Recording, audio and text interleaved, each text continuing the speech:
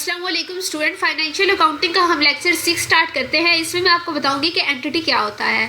अगर से ये मैं कॉन्सेप्ट आपको लास्ट लेक्चर्स में दे चुकी हूँ, लेकिन इधर हम इसको ब्रीफली देख लेते हैं कि एंटिटी क्या होता है। ठीक है, एंटिटी हमारे पास क्या है? कोई भी हमारे पास इंडिविजुअल है। इंडिविजुअल क्या होता है? एक सिंगल पर्सन। और हमारे पास ग्रुप ऑफ पीपल भी होते हैं। अगर ज्यादा लोग भी आएंगे तो वो भी हमारे पास क्या चीज होगी? एंटिटी होगी। ठीक है, इंडिविजुअल भी और ग्रुप ऑफ पीपल भी हमारे पास एंटिटी होते हैं। और वो क्या हो सकते हैं? प्रॉफिटेबल भी हो सकते हैं, नॉन प्रॉफिटेबल भी हो सकते हैं। अब पर्सन जो होते हैं वो तो प्रॉफिटेबल और नॉन प्रॉफिटेबल नहीं होते। इसको हम रिलेट करेंगे बिजनेस टर्म से। जो बिजनेस है वो हमें हमारा बेनिफिट देगा तो भी एंटिटी होगा, बेनिफिट नहीं देगा तो भी एंटिटी होगा। ठीक है, अब जो हमारे पास ये दो तरह के बिजनेस आ जाते हैं, एक वो जो हमें प्रॉफिट देते हैं, एक वो जो हमें प्रॉफिट नहीं देते। इन दोनों को हम किस में रिलेट करेंगे? इन दोनों की हम क्या करेंगे? फाइनेंशियल इंफॉर्मेशन बनाएंगे। फाइनेंशियल इंफॉर्मेशन क्या होती है? हम हर बिजनेस की बनाते हैं, रिकॉर्ड हर बिजनेस का रखते हैं। अब वो हमें प्रॉफिट दे रहा है या नहीं दे रहा, ये चीज हमें मैटर नहीं करती। ठीक है, अब हमारे पास एक बिजनेस है, ये हमारे क्या देता है? प्रॉफिट देता है। लेकिन जो हमारे पास क्या होती है? Welfare societies. वेलफेयर सोसाइटी हमारे पास कैसे होती है? ये जिस तरह कुछ एनजीओज होती हैं वो वर्क करती हैं। ठीक है, वो क्या करती हैं? सोसाइटी जो होती है उसकी फलाह के लिए वो वर्क करती हैं। और उनका गर्ज नहीं होता कि आप उन्हें प्रॉफिट दे रहे हो या नहीं दे रहे, उनको पैसे मिल रहे हैं या नहीं मिल रहे, इस चीज से उनका कोई भी लेना देना नहीं होता। ठीक है, तो हम उनसे क्या कहेंगे कि हम उन्हें भी किस चीज की जरूरत होती है? फाइनेंशियल अकाउंटिंग की। फाइनेंशियल अकाउंटिंग की हर बिजनेस को जरूरत होती है, वो चाहे प्रॉफिटेबल है या फिर नहीं है। ठीक है, तो हमारे पास क्या होगा? एंटिटी का हमारे पास पर्पस क्या है? हम एंटिटीज क्यों बनाते हैं? पर्पस हमारे पास क्या है? एक तो प्रॉफिट मोटिव है। ठीक है, प्रॉफिट मोटिव क्या होता है? बेसिकली हमारे पास मोटिव एम होता है। ठीक है, गोल होता है जिसे हमने अचीव करना होता है। प्रॉफिट मोटिव से क्या होगा कि हमने इससे प्रॉफिट लेना ही लेना है। लेकिन नॉन प्रॉफिट की अगर हम बात करें तो इसमें हमें कोई गर्ज नहीं होती। अगर हमें प्रॉफिट नहीं भी आ रहा तो इट्स ओके। प्रॉफिट मोटिव की अगर हम बात करें तो इसकी एग्जांपल हमारे पास आ जाती है बिजनेस। ठीक है, बिजनेस में हमें क्या होता है? प्रॉफिट होता है।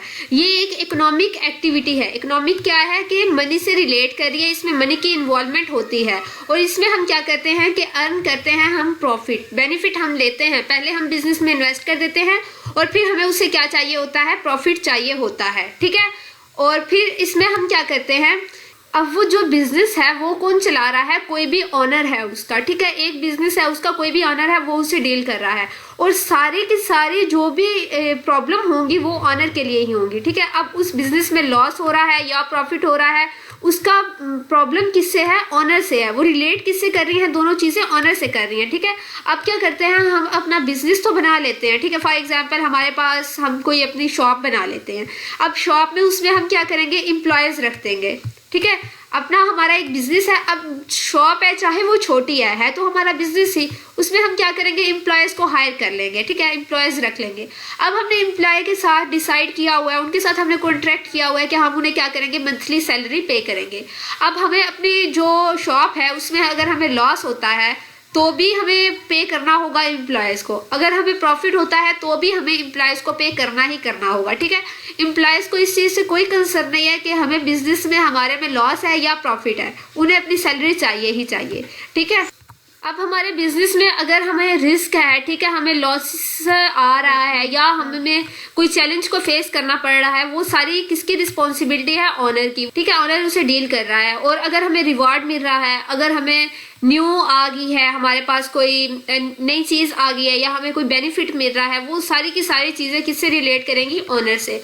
और सेकंड है हमारे पास सोसाइटी वेलफेयर सोसाइटी। ठीक है, वेलफेयर सोसाइटी जैसे एनजीओज वगैरह होती हैं, इसमें हम क्या करते हैं? ये वेलफेयर ऑर्गेनाइजेशन होती हैं, हम सोसाइटी को बेहतर करने के लिए इनको बनाते हैं।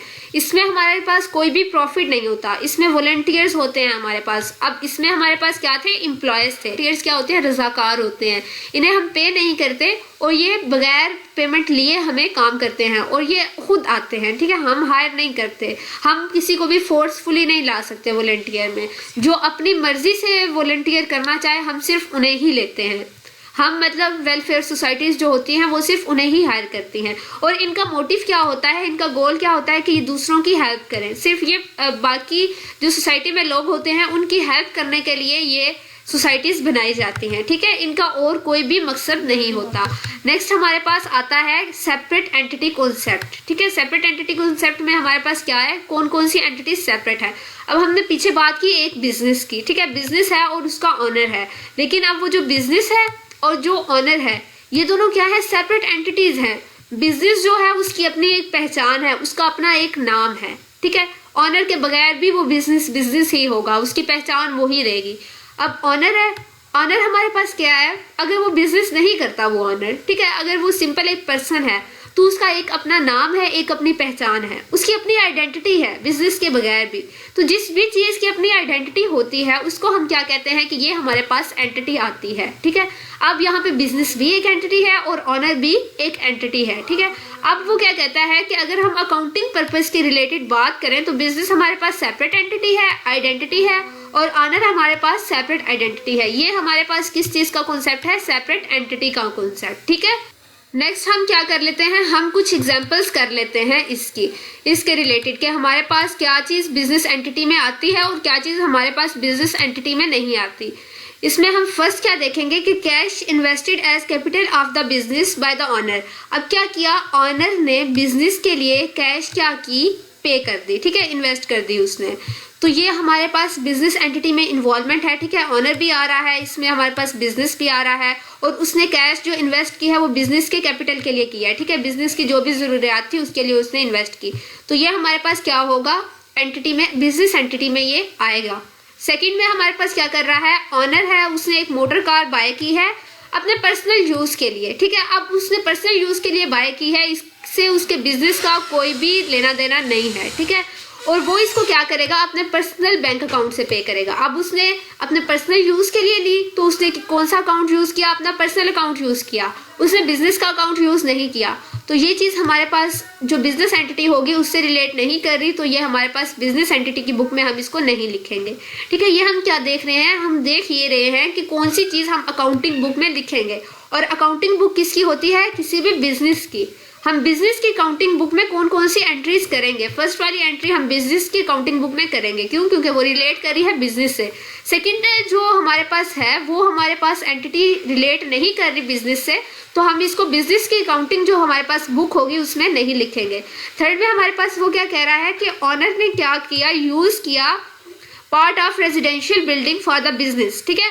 अब बस आपने उसे क्या किया, बिजनेस के लिए क्या यूज करिए, रेजिडेंशियल बिल्डिंग जिसमें वो रहता था। अब सपोज करो एक घर में वो रहता है, ठीक है। उस घर के हैं हमारे पास दो पोर्शन, एक अपर पोर्शन है और एक लोअर पोर्शन है। अब जो ऊपर वाला पोर्शन है उसमें उसकी फैमिली रहती है, ठीक है। वो उसको किससे, उसका उसने रेंट पे करना है तो वो किससे करेगा, अपने पर्सनल अकाउंट से पे करेगा।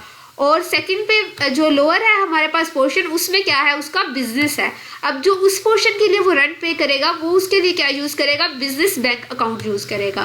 क्यों, क्योंकि वहां पे बिजनेस है, वो जगह बिजनेस के लिए है हमारी, और वो बिजनेस का ही अकाउंट यूज करके उसको पे करेगा।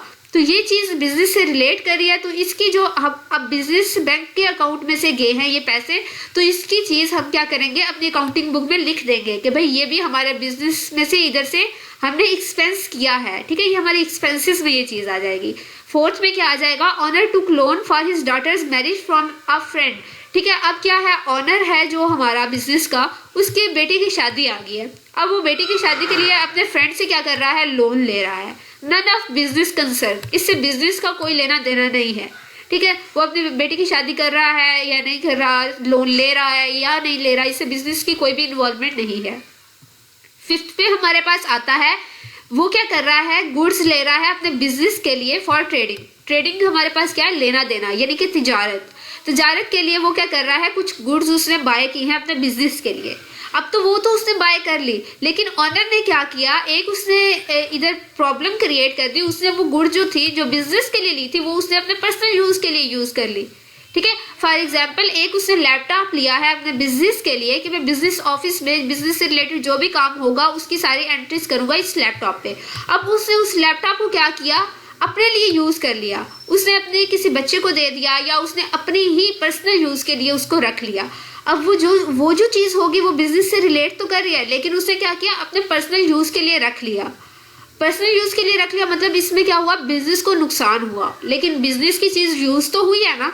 तो इसको भी हम क्या करेंगे, बिजनेस की जो हमारे पास अकाउंटिंग बुक होगी उसमें हम ये चीज लिखेंगे कि भाई इधर बिजनेस को बेनिफिट हुआ है, इधर बिजनेस को लॉस हुआ है, या क्या बिजनेस को इफेक्ट हुआ है। वो सारी की सारी चीजें जो हमारी आएंगी वो अकाउंटिंग बुक में आएंगी। ठीक है, थैंक यू वेरी मच। आज का लेक्चर इतना ही था। और स्टूडेंट्स, मैंने आपको एक और बात भी कहनी थी कि मेरे ट्यूसडे से पेपर स्टार्ट हो रहे हैं, तो आप मेरे लिए भी दुआ करिएगा कि मेरे पेपर भी अच्छे हो जाए। और लेक्चर की आपने टेंशन नहीं लेनी, लेक्चर मैं टाइम बाय टाइम आपको अपडेट करती रहूंगी। और आपका काम सिर्फ इतना ही है कि लेक्चर लेके इसको अंडरस्टैंड करें और अपने पेपर की तैयारी करें। उसके अलावा आपने वीडियो को लाइक भी कर देना और चैनल को सब्सक्राइब भी कर देना, ताकि मुझे भी हौसला अफजाई मिलती रहे और पेपर में भी मैं आप लोग के लेक्चर्स अपलोड करती रहूं। Thank you very much.